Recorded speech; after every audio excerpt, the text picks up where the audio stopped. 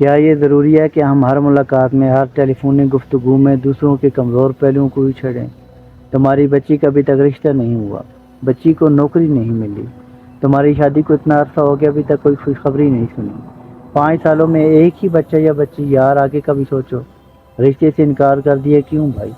اللہ، یہ تمہارے چہرے پر اتنے دانے کیوں نکل آئے؟ پہلے تو بڑا پیارا چہرہ تھا، اتنے موٹے کیوں ہو گئے؟ پہلے تو بڑا بہترین جسم تھا، یہ تمہارے بالوں کو کیا ہو گیا ہے؟ ذرا ٹھہریے، رکیے، ذرا سوچیے۔ آپ کے پاس اگر یہ سب نعمتیں ہیں تو کیا اس میں آپ کا اپنا کمال ہے؟ آپ کے بچہ یا بچی کا رشتہ ہو گیا ہے تو کیا آپ کا اپنا کمال ہے؟ آپ کے بچے اعلیٰ عہدوں پر فائز ہیں، آپ کا کمال ہے؟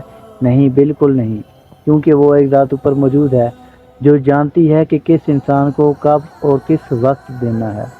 وہ ذات جانتی ہے کہ کس کو صبر کے ساتھ ٹیسٹ کرنا اور کس کو شکر کے ساتھ جانچنا ہے، لہذا یہ آپ کا کام نہیں ہے۔ تو کیا کبھی آپ کو یہ سوال کرتے ہوئے اگلے کی چہرے پر اذیت نظر نہیں آئی؟ کیا اس کی بے بسی آپ دیکھتے نہیں؟ یقیناً آپ کو نظر آتی ہوگی۔ کچھ لوگ محض اپنے چسکے اور دل کی تسکین کے لیے اس فضول ترین سوال کرتے ہیں۔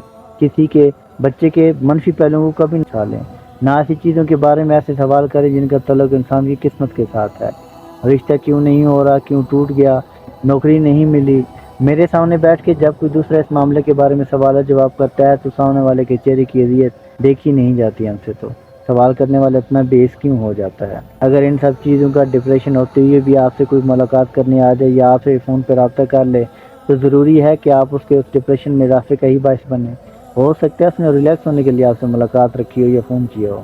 برائے کرم تکلیف کا باعث مت بنیں، اسے تسلیاں بھی مت دیں جب تک وہ خود اپنا مسئلہ آپ کے ساتھ ڈسکس نہ کریں، بلکہ آپ کو کسی بھی طرح اس موضوع کو مت چھیڑیں۔ ہر ملاقات میں ایک ہی سوال مت کیے کریں، رشتہ نہیں ہوا، بچہ نہیں ہوا، نوکری نہیں ملی، گھر نہیں خریدا ابھی تک، وغیرہ وغیرہ۔ آپ کو عقل استعمال کرنی چاہیے، سوچنا چاہیے، جو بھی ہوگا آپ کو وہ خود بتا دے گا۔ بار بار پوچھنے کا مقصد، اگر آپ کے ساتھ کوئی ایسا مسئلہ نہیں تو سوالات کرنے سے پہلے اپنی ذات کو خود اس جگہ پر رکھ کے سوچیے، شاید کچھ آپ سمجھ پائیں۔ اللہ آسانی حاصل، محبت تقسیم کرنے کا شرف عطا فرمائے۔ سلام پہنچے۔